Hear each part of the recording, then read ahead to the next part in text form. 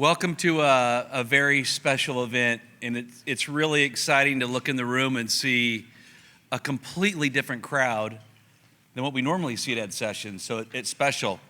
Can I just see a show of hands of veterans in the room right now? Oh, I think we should give everybody a round of applause right now.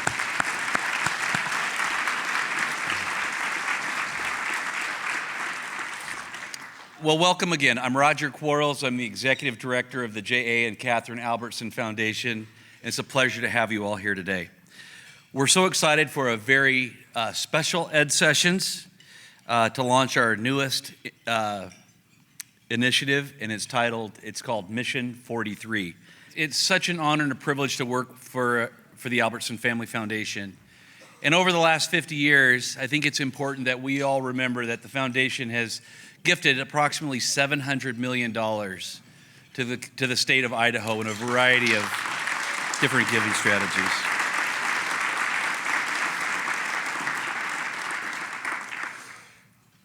We are so proud of this initiative that we're getting ready to launch today. We're proud to welcome Brian Madden to the Albertson Family Foundation team, who will lead the Veterans Initiative and Mission 43. Brian is a graduate of West Point, Ranger qualified, and veteran of multiple deployments as a helicopter pilot in Iraq and Afghanistan with the 160th Special Operations Aviation Regiment Night Stalkers. I can just translate that into badass. Brian is a proud Idahoan and serves as a member of the Idaho National Guard. Ladies and gentlemen, my friend Brian Madden.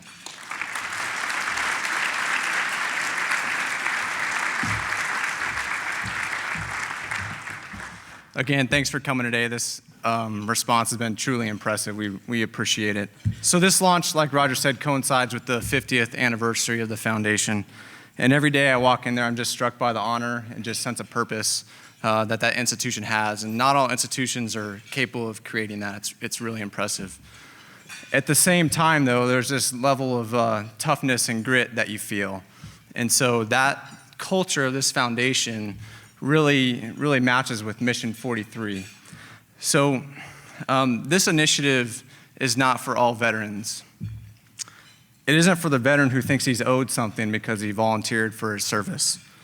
It is, though, for the veteran who says, yes, send me, when Team Rubicon calls and says they want you to deploy on one of our country's natural disasters.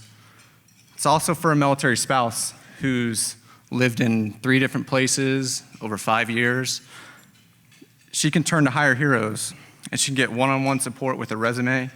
She can get interview preparation, and she can benefit from Idaho's network of businesses that are joined with Hire Heroes USA. It's also for the veteran who's going back to school and who's going to use the amazing benefits of the GI Bill. She's definitely intelligent enough to go to college, but she's been in the service for the past 6 years, has a family now, and just needs a little extra mentorship from the Wyakin Warrior Foundation to get through college. Mission 43 is also for the person who's going to put on that team red, white, and blue shirt on a Wednesday morning and join other members of the community, both civilian and military, and they're going to go for a run in the foothills. And it isn't totally about that fitness component, though, or that run. It's about the connection and friendship that's difficult to replicate when we leave the military. So this, Mission 43, is our opportunity as a state to come together as a team from all different sectors.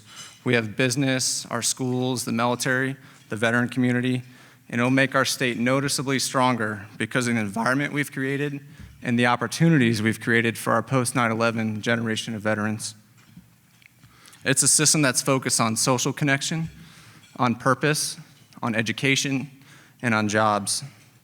And we now have the best organizations in the country here to support that. Red, white, and blue, they've grown to over 100,000 members in just 5 years. Team Rubicon, they stand ready to deploy on our nation's natural disasters with 10 volunteers within 24 hours, and they'll put 30 volunteers on that disaster within 96 hours. Hire Heroes, they're averaging 65 hires per week, and that includes the veterans and their spouses. That's close to half of the veterans who come to them for support. And most importantly, those organizations aren't here independently, they're doing that together. We've committed as a team to this purpose of Idaho veterans learning, leading, and inspiring in our community. So what is success then? Success is more veterans effectively using our GI Bill here in Idaho. We have 35,000 post 9/11 veterans, and only 3,200 are using that benefit right now. Success is when you or someone you know is a member of Team Rubicon or Team Red, White, and Blue, and their logos are familiar sights all around our state. You're gonna see them at our schools, on our campuses, on t-shirts, bumper stickers. That logo signifies veterans actively serving and giving back in our community. And success is when veterans and their families become our #1 import into Idaho because they've heard about what's going on here. Because of the network of living wage jobs they can access through Hire Heroes USA. So the leaders of those organizations are here today to talk to us.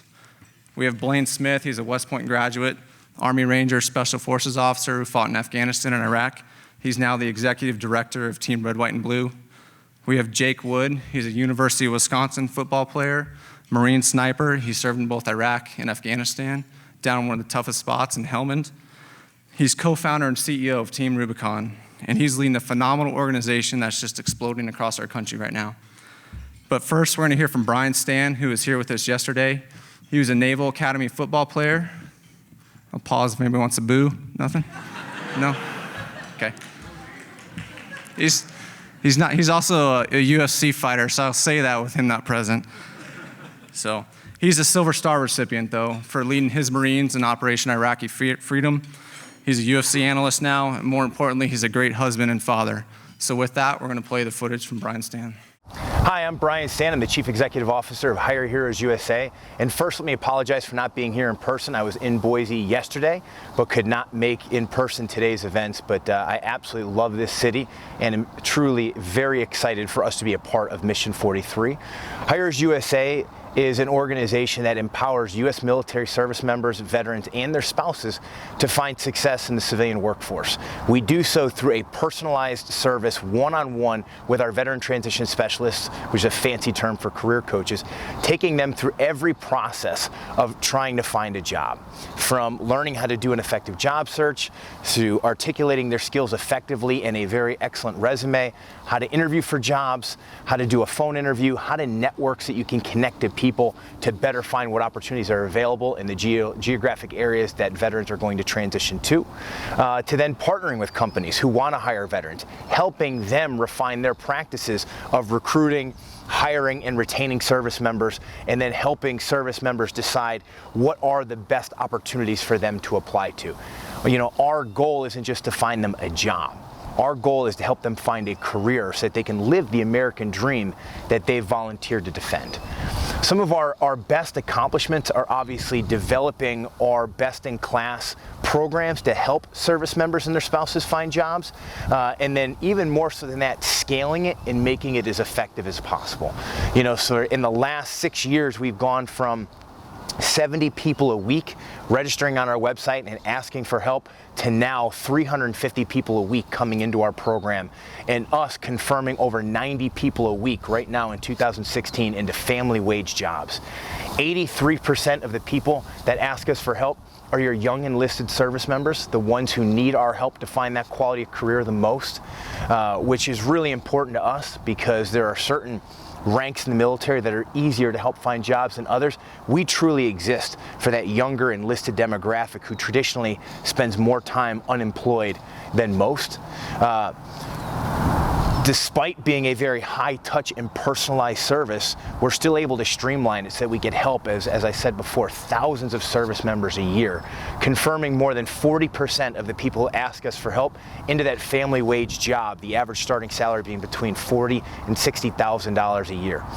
As we've grown in size, from 20 employees to 45 employees to now 86 full-time employees, we've actually grown more efficient. So our cost per confirmed hire used to be around $3,000 per confirmed hire. It's now dropped to below $1,500 per confirmed hire. So as we've gotten bigger, as we've grown, and as our budget has gotten higher, our overhead has shrunk, and we've actually gotten more effective and more efficient. And so in the next year, we're going to help over 15,000 service members and spouses with the skills they need to find that right career. We're very proud of that. At a pace of now, like I said, 350 a week. Each different service member that comes to us has a unique barrier, a unique obstacle that they've got to get around. And so while our programs are very analytical and they're very streamlined and standardized, there's also a lot of room for our staff to be innovative. They've got to be creative. They've got to find new ways to network, find new ways to solve problems for each individual that comes to us for help so that they can find the right opportunity for them. And so we're very proud of the tempo we're able to keep and how we can continue to be creative and refine all of our processes year over year. The characteristics that really define us are our transparency and our tracking system, our analytics. You know, we track everything we do for service members in our CRM, our Salesforce, so that we can showcase the impacts we're having. So that we don't tell you how effective we are, we can actually show you how effective we are through both the accomplishments, where the service members are in our program, what exactly we've done for them by date, by zip code, and then also that final success story of where they are now, how satisfied they are with our service and what we've been able to do for them. Coming here into Idaho and collaborating with these other great organizations, I think collectively what we're going to do together is to help bring service members into the great state of Idaho. But not just bring them here, but bring them here so that they could have success, so that they can live the dream. And ultimately what we're doing is we're being attitude ambassadors. We've got everything a service member needs to move to this location, find a great career, be not just a member, but a leader in their community, and if they so choose, take the next step towards higher education as well, so they can then even further advance their career.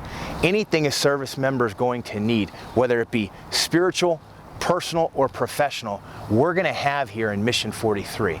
And if there was a theme that I could say that Hire Heroes USA is coming into this, that we want every veteran that's currently residing in Idaho and every service member who's thinking about moving to Idaho, if there's a theme we want you to know, it's not to accept the status quo.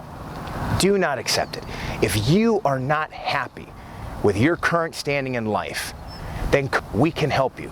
We can't give you anything, but we can help you to get there so that you're not just existing, but you're here and you're being a leader in your community and you are happy and you're living the American dream that you volunteered to defend. I think it's very important that we as service members do not hide in a corner, but we take the pride and we take all the leadership that we learned while we were in the service. We bring our service mentality and we now invigorate it into our community and be leaders here. And I think Idaho has so much potential to do that for service members, and Mission 43 is going to be their headquarters to do that. So if you want a better life, or if you just want a more active role in your community as a veteran, sign up, and we'd love to have you involved, and we'd love to help you get and reach your ultimate goal.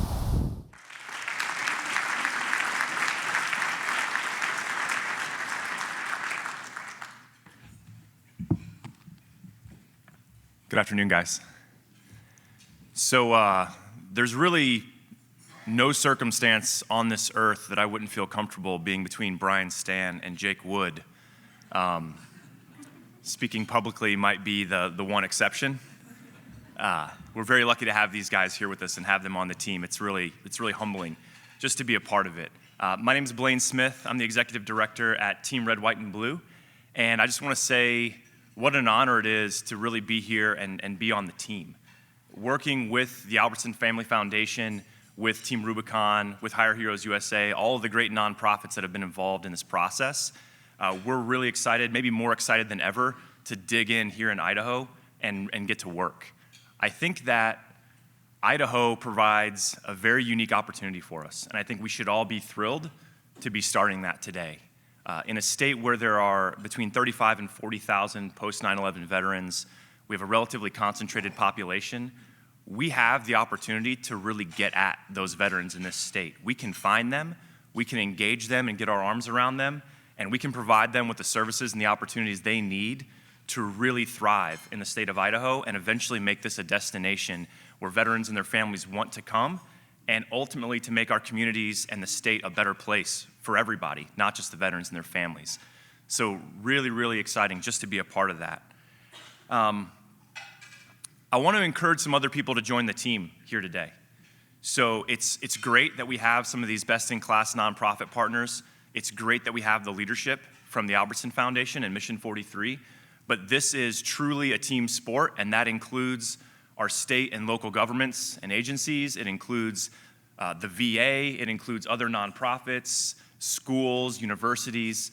This is an opportunity for all of us to really come together and be on the team and support veterans and their families, but again, use that as an opportunity to make this a better place to live for all of us.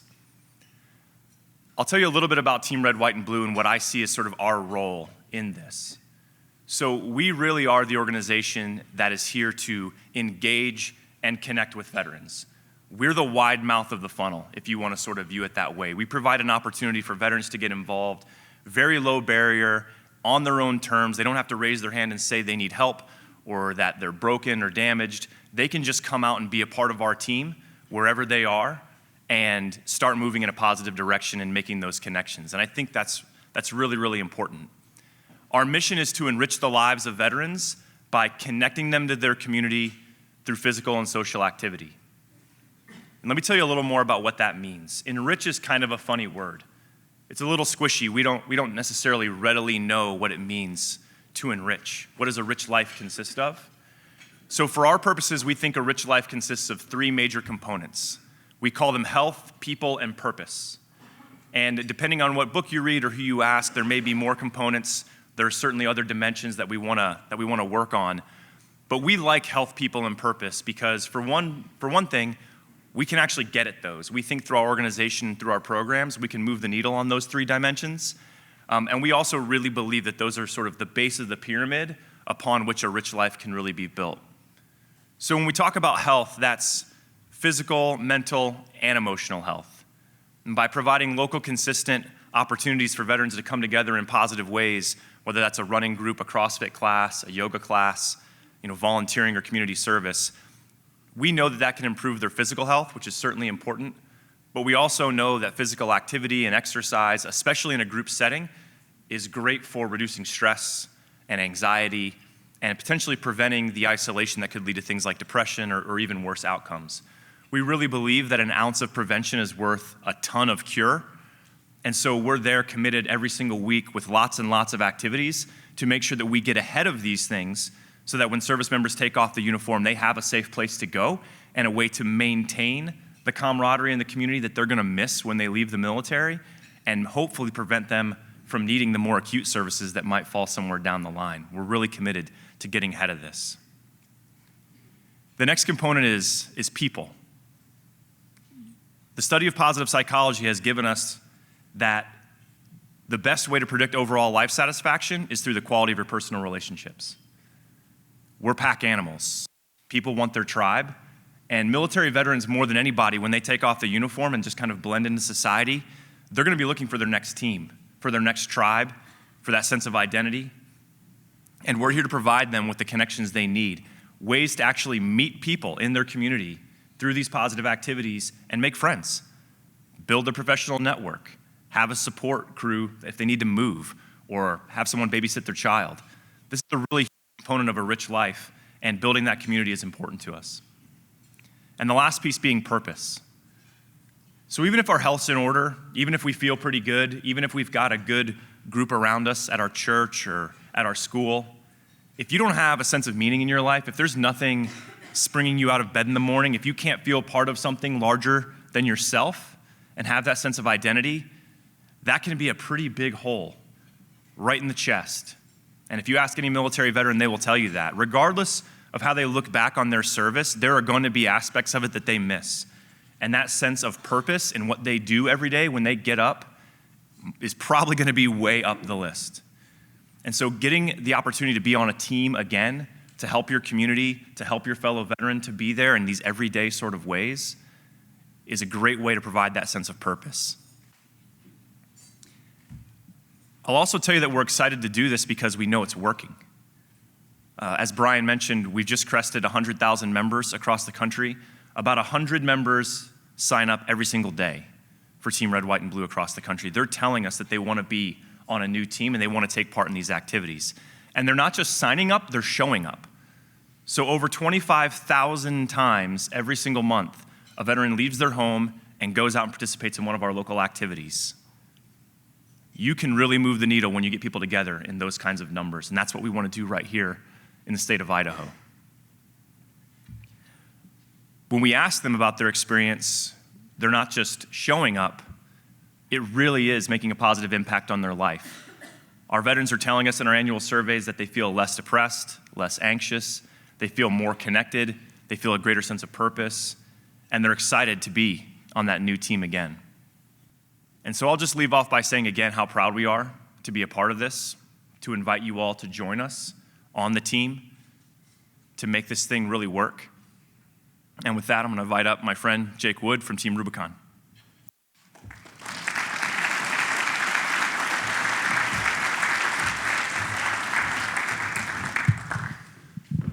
To echo what Blaine said, it's an absolute pleasure to be here. It's my first time to Idaho, but I grew up in Iowa, so if the number of people in my life or over the course of my lifetime who have asked me about potatoes rivals the number of times that you've been asked about corn, then we have something in common. It is a really exciting, really excited about what Mission43 is doing here in the state of Idaho. I'm going to start off by talking a little bit about what Team Rubicon is and what we do, since I know most of you have probably never heard of it.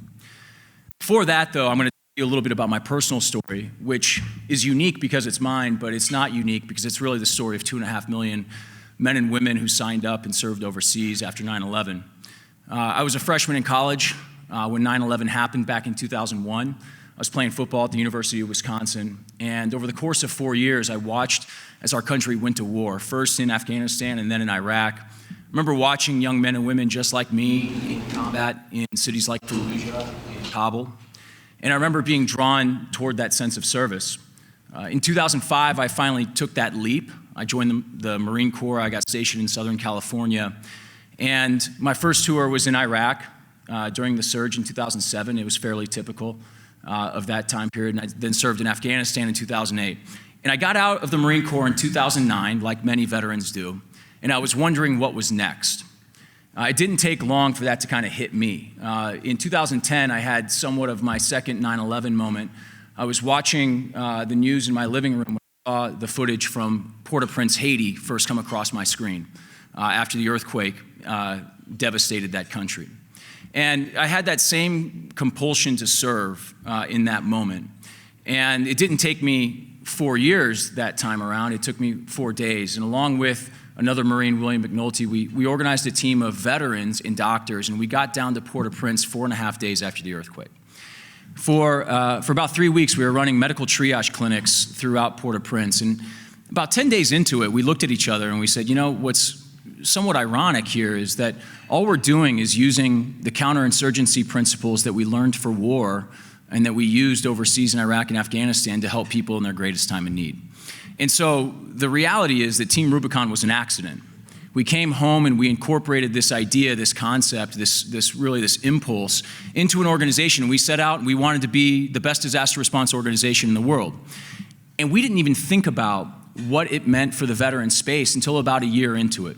Over the course of 2010, we were sending these military veterans, primarily from the special operations community, into places like Pakistan and Burma and South Sudan to help people in great need. And they all came back and said the same thing. They all came back and said, I have not felt that same sense of purpose, that same sense of belonging in the world since I left the military. And what we discovered was that there was an unintended consequence to this idea of service. And that unintended consequence was that we could provide those 3 things that many veterans lose some portion of when they leave the military. And it's health, people, and purpose for Team Red, White, and Blue. But for Team Rubicon, we focus on these notions of purpose, community, and identity. And I want you to think about this through the lens of this an archetypical veteran. Let's say that you have a young man from Omaha, Nebraska, who at the age of 18 joins the Army. He graduates high school, he joins the Army, he goes off to boot camp. The Army gives him a uniform and hands him a rifle. And after 6 months, he gets sent to Baghdad. And over the course of 12 months, he's a part of a squad, and every single day he has a mission, and he leaves the wire with a platoon of other soldiers, and he knows that he's fighting for a mission that he believes in, and he knows that he's surrounded by young men and women who have his back. He knows that they will run into machine gun fire to pull him out if he goes down. And he's proud of the uniform he wears. And when he comes home, he walks through airports and people walk up and shake his hand and thank him for his service. But after 4 years or 8 years or 20 years, that young man from Omaha takes off that uniform for the last time. He leaves Fort Campbell and he goes back to Omaha and he tries to reconnect with his community. Maybe he gets a job. Maybe he reconnects with his old high school friends. Maybe he's married, maybe he's not. But that job, though it puts food on the table and a roof over his head, probably doesn't provide that same mission that he had in the Army. Those high school friends that he reconnects with, yeah, they're good buddies, but they don't really understand. And he maybe has doubts about whether they'd run into machine gun fire to pull him out. And maybe his new job has a uniform that he has to wear, but it's not the same amount of pride that he had wearing the uniform of his country. So how do we make sure that that young man or that young woman can rediscover those three things? That's the role we think that Team Rubicon can play. We think that we can give those young men and women a mission that supplements all those other necessary functions of a transition to civilian life, be it education, be it employment, be it access to healthcare. At the foundation of all of that is a sense of purpose, which is universal, a sense of community, and a new sense of identity, pride in who they are. And through that, what we can do is take the skills and experiences that they earned in the US military and apply it to become the best disaster response organization in the world. And through that, as these young men and women are repopulating cities from Omaha to Boise, we can make our communities across the country more resilient. Because the fact of the matter is that disasters are becoming more frequent and they're becoming more costly. So how do we create resiliency in the face of that? Well, that's what we're trying to do. In 2015, last year, we responded to 38 disasters, 35 of them here at home, 3 of them international, such as the Nepal earthquake. For every dollar that we spent on a response operation, we delivered $7.04 of value back into that community. We trained thousands of volunteers in a wide range of skills, from incident management to safe chainsaw operations to wildland firefighting. We struck an incredible deal with the Bureau of Land Management last year, a part of the Department of the Interior. We trained 210 young veterans in wildland firefighting skills, and they became administrative employees of the federal government. And you guys all have the opportunity to plug into that incredible program, because we'll probably train over 500 young veterans this year alone in that same program, and 120 of them will be trained right here in Boise. So it's a great opportunity for people to plug in. At the end of the day, we're really pleased with what Mission43 is trying to do here in the state of Idaho. And I think what I'm most proud of is the fact that they're taking a holistic approach to veteran reintegration. It's very critical for young men and women transitioning out of the military to get a good education, to get good employment, to have access to healthcare. But it's more than that. It's providing them an opportunity to plug into their community and stay physically fit. It's providing them with the opportunity to find purpose and community and identity alongside civilians and other military members. And if we can continue to look at their transition from that holistic perspective, then we have the opportunity to provide them with a really safe and sturdy foundation for their life as civilians. And ultimately, if we can do that, then we can create a generation of veterans who have the opportunity to step up and begin filling the void of leadership that many of us unfortunately see happening in our country. And if we can do that, then we can get ourselves back on the way to something great again. So we're really, really pleased and proud as Team Rubicon to be a part of this mission. We have high expectations for what it means for the veterans of Idaho and the communities of Idaho. And with that, I'm going to turn it back over to Brian. Thank you.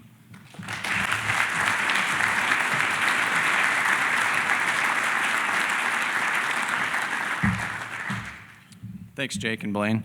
We're keeping an eye on the governor showing up here. So I'm going to introduce Scotty Smiley. On April 6, 2005, Scotty was leading his platoon of infantrymen in Mosul, Iraq. The previous few weeks had been pretty intense in this area. There had been multiple vehicle-borne IEDs almost daily in that area. These are huge. These are very expensive, very deliberate operations that were conducted against our troops. On this day, Scotty's platoon was pulling security in one of the major intersections. When a guy started pulling up in his car, Scotty yelled at the driver to stop, but he kept coming. so Scotty fired warning shots in front of him. Then he made eye contact with the man who would detonate a VBIED only 30 meters away from him. Fortunately, Scotty had name tape defilade, so all his vitals were protected below his name tapes, but his head was exposed and shrapnel entered his head, his brain, his eyes. Now there's so much that's happened between that event, and there's so many people that have entered Scotty's life, and we'll hear about that today. These are the men, they're the men who he served with, who worked as a team to provide that immediate first aid that saved what little life was left in him. There's the air crews who flew him out of the country. There's a string of doctors from Iraq to Germany, back to the States. There are countless prayers. There are friends, family, and then most importantly of all, his wife, Tiffany. She didn't let him quit, even though he had the choice. Since that day in April 2005, Scotty's climbed Mount Rainier and multiple other 14,000-foot mountains.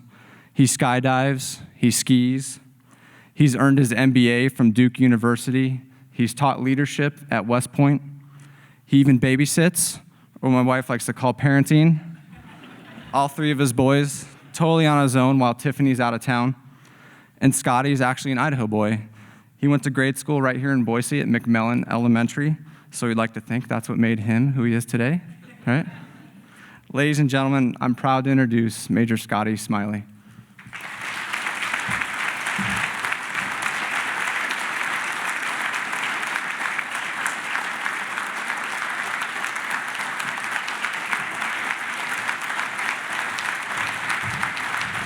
Thank you, Simone. Thank you. Thank you so much. Thank you. It's an honor to be here. I just first want to thank all the veterans who have served, men and women who have given so much, who have given us the freedoms that we have today to be able to live the lives that we're able to live.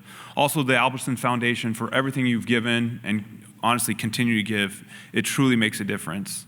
But also, very importantly, is Mission43, the mission to help bring veterans back to Idaho and make this state the best state in the world. It's just an amazing mission. I'd like to share a little bit about myself to talk about a team and what teams have meant in my life. Imagine you're with me, woken up early, around 2:45 in the morning, not normal. Some of you go to bed at 2:45. This morning I'm waking up because I'm going to do an Ironman out in Coeur d'Alene, northern Idaho. Get to the race, sign up, put my bike in the crew pit, get ready, get my wetsuit on for the water. Of course, the weatherman says it's going to be hot today, high of 105. Water's around 73 degrees. The professionals didn't get to wear their wetsuits. I got to wear mine. The cannon blows, and I enter the water. Head around the first loop, the first buoy, the second buoy, and come back in. Unfortunately, I've only done 1.2 miles. I have 1.2 to go. Circle around again, have a great time, and then I get on my bicycle, start pedaling my little legs away. 56 miles down, some of you are already getting tired. I still have 56 to go. Complete it. Again, the sun is now scorching, bike tires are popping, people are fainting. Ran out of ambulances. It was literally a torrent of terror up there. But I was still going. And about 3 miles into the run, I started overheating. And now I truly want to quit. I can't see the end goal in mind. Well, I rewind several years earlier to say I was raised in a great family, and making a decision to go to college, I chose the United States Military Academy because I knew it would make a difference in my life and that hopefully I could make a difference in someone else's. But being at the military academy, arriving, they quickly shaved my beautiful hair, the hair I now have, put a gray shirt on me, black shorts halfway up my white pasty thighs, black socks up to my knees, black leather loafers. Some of you imagining what I look like. Some of you remembering what you look like. A dork, I know. But we fortunately all look the same. I quickly realized they were breaking us down to our most simplistic form because they were going to rebuild us to become a team, to become a unified team. But every day, stresses of life continued. We had to call minutes to let the upperclassmen know what time it was. Really started to question what kind of school I went to if you didn't know how to tell time. Deliver newspaper in front of rooms before they woke up at 5 a.m. in the morning. Make sure it's 6 inches to the right, someone is 6 inches to the left, someone in the middle of the door. But unfortunately, they asked us to memorize the newspaper, as which they would ask us what we read. And I remember several times, I know I delivered the newspaper to you, room. What's your issue? Did I really go to the right school? Well, I remember also delivering laundry. And I'm this 210-pound, twisted steel sex appeal. I mean, I'm a stud, at least in my own mind, moving out down the hallway. And, 120 paces per minute, not running, walking very fast. And this female, about a foot shorter than me, stops. Halt, new cadet. And a new cadet is a rank, I quickly found out, ranks below a cadet. They let us know that. It also ranked right below the commandant's dog. We're now ranked with animals, but luckily right above the naval goat. So we had a little bit of self-worth. And I stop. Yes, ma'am. She looks up at me. Am I a ma'am? No, sergeant. Where are you going? I don't know. Is that one of your 4 responses? Your 4 responses: yes, ma'am, no, excuse, ma'am, and ma'am, I do not understand. Very complicated conversations we had there. Well, all of a sudden, I just start crying. Like, tears are literally rolling down my face. And I'm sure she looked at me in shock and awe, like, what are you doing? She said, you need to understand that the small, insignificant amount of stress that we're putting in your life right now is nothing compared to what you're going to be having to go through in the future when you're an officer in 47 months. So you need to get it together. And more importantly, you need to stop relying on just yourself. You need to join the team. We've given you a team, a 4-man team of men and women that can help you, a squad, a 9-man team that can help you. But if you continue down the same route by yourself, you're never going to do it. So I'm sure I wiped my tears away, went back to my room, and really had to think, did I make the right decision? Was I in the right place? Was this the place for me? And yes, it was. But I knew I couldn't make it on my own. I had to be part of the team. It was one of the better decisions I made. Having some of the best friends that for the rest of my life, learning leadership and values, it was an amazing opportunity. And those 47 months, as she said, flew by. And now I was an Army officer in the United States Army. Got more training down at Fort Benning, and then moved out to Fort Lewis, Washington, where I had a 45-man platoon in charge of over $2 million worth of equipment. I think I was like 24 years old. What they were thinking, I don't know. But it was awesome. But we were a team. We were a unity that worked together to solve missions. But quickly we received orders to deploy to Iraq because we were going to help rebuild the government in 2004. And as a team, we moved and we made awesome transformation, helping redistribute gasoline, electricity, helping secure buildings, helping retrain the police force, the Iraqi army. It was awesome to see the work that we were doing, but it was because we were unified. But every day we were attacked. Snipers, rocket-propelled grenades, mortars, improvised explosive devices, or bombs in the road, on people. 6 of my men were seriously injured and had to redeploy back to America. I was losing my team. And more individuals would get put back in the team, fresh, new, unaware of what they were doing. And we had to ensure that they understood what the mission was. On December 20th of 2004, my company commander, my boss, the man who woke me up in the middle of the night, the man who I reported to, his life was taken, along with 21 other men and women, when a man went into the mess hall or cafeteria and blew himself up. My boss, the man who led the team, his life is taken. What did the teamwork mean to me now? I had to go back to what I learned at the academy. What that woman taught me was it's not necessarily who's in charge, but it's that end goal, that end state in mind, that you have to continue to work for it. No matter who's in charge or what obstacles are in your way, you have to continue to work. And that's what we did. Continue to push forward, continue to help out and complete the mission of rebuilding that country. But on April 6th of 2005, as Brian had hit on, I was given a mission to find a suicide car bomb. It's difficult in a city of over 2 million people, hundreds of thousands of cars, but I found a vehicle. And looking at my man's eyes, shooting rounds in front of his vehicle, it's sad to say that that's the last thing that I remember seeing. But my world instantaneously went black. Waking up a little over a week later in Walter Reed Army Medical Center not knowing where I am, lost, finding out that I'd never be able to see again, I went into depression. I went through post-traumatic stress. I had anxiety. I had fear. I didn't know how to take care of myself, let alone take care of a wife that I'd only been married to a little over a year. What was I going to do? I knew in the past I couldn't do anything on my own because I had failed miserably. But you know what? My wife was by my side. My wife was loving me, massaging my feet. And yes, I do miss those massages. They were very nice. My extended family was there. My friends were there, flying, driving, hours, days to be there by my side. But just as importantly, the Army was there. The team was there to support me. I quickly realized that the team can be there, but if I'm not there, what true team is actually present? So I had to make a decision. I had to forgive the man who blew himself up, which is hard. I also had to ask God to forgive me, because that's one person I had denied.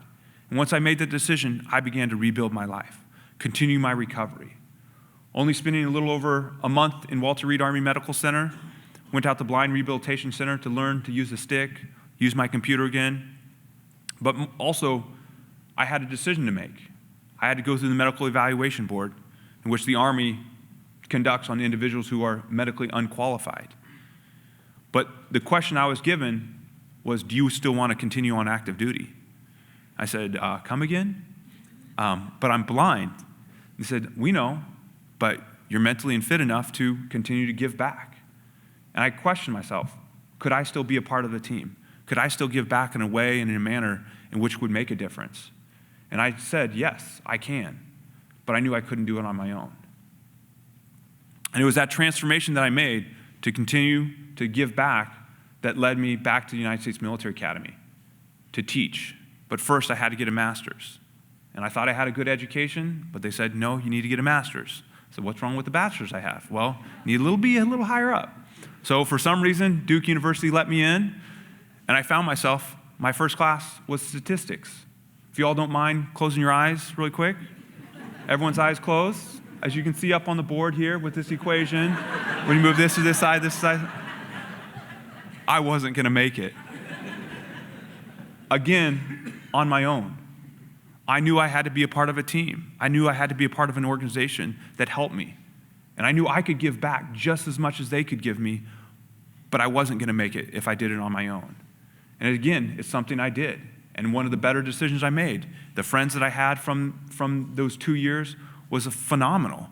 And I was finally able to graduate and be in front of men and women and teach at the military academy and give back in such an amazing way. And it was put in front of a command in which I was now in charge of a team. The same commander that was killed in action, my boss, I now had that same position, was able to give back in an amazing way and teach and mentor and counsel men and women. But it wasn't because I did it on my own. It's because I did it as a team. So I turned back to the triathlon, the Ironman race. You see, I was blind in this race. I was doing an Ironman blind. I had a partner, though, my brother-in-law, who actually woke me up, who drove me, who put our tandem bike, so I had someone who could steer, brake, shift gears. My partner, who would tap my calf as he's swimming breaststroke behind me, making sure I'm going the right way, would swim ahead, tap my left leg, turn a little left, tap my right leg, turn a little right. Meanwhile, I'm just singing songs, just having a good old time. He's working double time, swimming probably half more mile than I did. We then get out on the bike. My head's down, nothing for me to look at. I'm just pedaling, singing songs to myself. He, meanwhile, shifting gears, braking, making sure we have water, sweating, but I was there for him. And then now it's me on the run. Still have around 20 miles to go in this long, arduous race, and it's me who's giving up. But it was my partner who stood by my side, who prayed for me, who pushed me, who said, Scotty, you got to make it to the end. And just as importantly, it was my wife. She was not in the race, but was by the side and said, Scotty, you're not doing this for yourself. You're doing it for the men and women who were never able to come back from overseas. You're doing it for the men and women who are here today that aren't doing what you're doing. Don't give up. Continue to push forward. And it was that motivation that drove me, and understand that when you stop looking at the end goal or the end state in mind, and you stop and ignore the team, you will fail every time. But it's that understanding of that goal and continue to understand that the team is there to support you, that I was able to go down Sherman Avenue and literally felt like I was on top of the world completing an Ironman. So in closing, I want to push to you all and encourage you all to be a part of Mission 43. Help Idaho be the best state in the country that helps veterans come back, gives them a reason to come back, motivates them to come back with business opportunities, education opportunities, support, physical, mental, spiritual, that gives them a reason to come back and makes this state the best state in the world. And you can only truly do that if you work as a team, you work together and become a part of the team of Mission 43. I want to thank you all for all you've given, the veterans who have given their lives, their family and their friends support. Again, it's an honor to be here today. I just thank you all for all you've given and continue to give. God bless you all. Thank you. Thank you.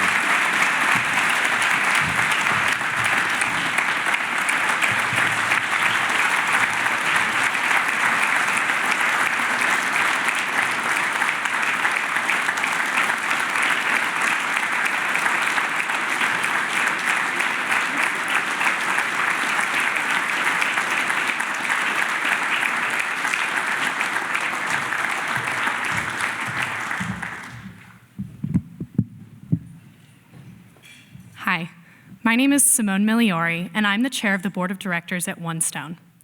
One Stone is a student-led and directed nonprofit that makes students better leaders and the world a better place. I'm so proud to represent One Stone at the launch of this exciting new initiative, Mission 43, which I know will make Idaho and the world a better place. It is my pleasure to introduce Governor Butch Otter, who served from 1967 to 1973 as an infantry NCO in the Idaho Army National Guard. The governor will issue a proclamation to officially launch Mission 43. Without further ado, Governor Butch Otter.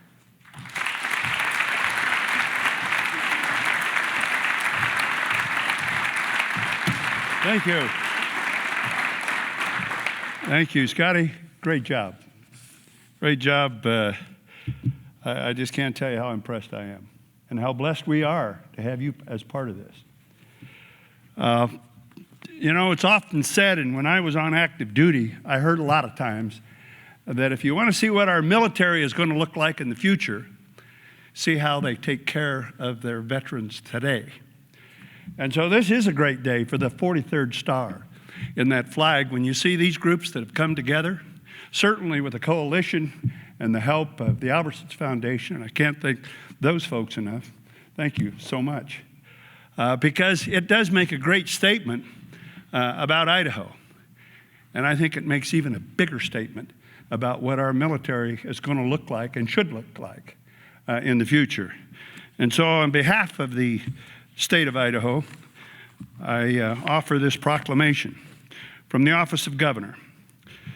Whereas Idahoans respect and honor the sacrifices and contributions of its veterans, and whereas veterans have a long history of leadership in Idaho at the state and local levels, and whereas the world is a complex place for returning veterans who must possess the ability to adapt and transition to their next mission in life, and whereas Idaho has more than 35,000 post 9/11 veterans, where an investment upfront in their lives will lead to a greater sense of purpose, self-sufficiency, and social connection.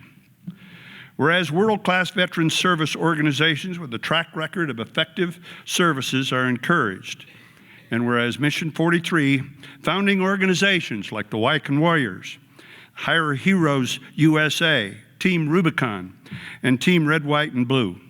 And whereas the Mission 43 organizations have joined together as a team to leverage their reach and impact on Idaho and its veterans. And whereas the Mission 43 measures of success are, number one, an increase in the number of veterans who obtain quality post-secondary degrees or certifications. Number two, an increase in the number of veterans employed with a living wage. Number three, an increase in the number of veterans who are serving and leading in their communities. Number four, whereas Idaho empowering its veterans because it recognizes their individual and collective qualities.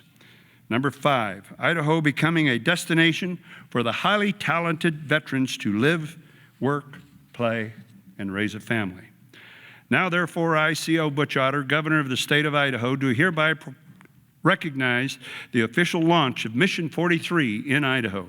And in witness thereof, I have hereunto set my hand and caused to be affixed the great seal of the state of Idaho in Boise on this 15th day of March in the year of our Lord 2016 of independence of the United States 240th and of statehood of Idaho 126th. Signed, C.O. Butch Otter, and attested thereto by Lawrence Denny, Secretary of State. Thank you. And Scotty, thank you once again.